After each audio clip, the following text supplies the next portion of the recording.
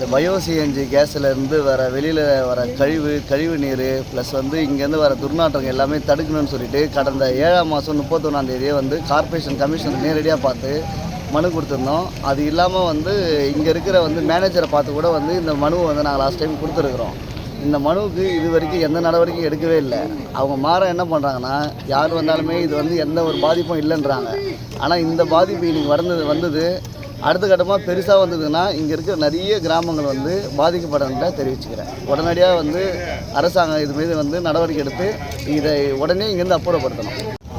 காய்கறி கழிவுகளை கொண்டு இந்த வாயுவை உருவாக்கினார்கள்.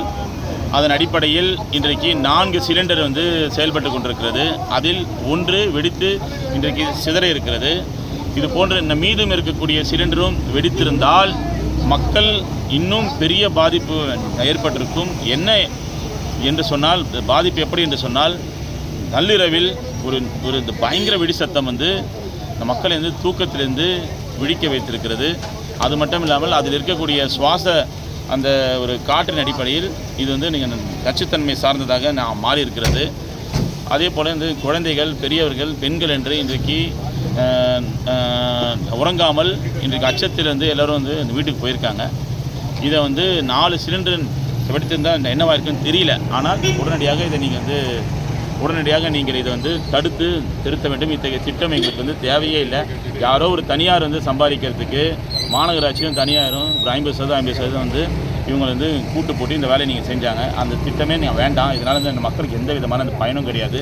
குப்பைகள் வந்து சேகரித்து அதை வந்து சரிப்படுத்துகிறேன்னு சொல்லிட்டு இன்றைக்கி இந்த வெடி விபத்து நீங்கள் நடந்திருக்கு. இதை அரசாங்கம் உடனடியாக தடுத்து நீங்கள் நிறுத்தணும்.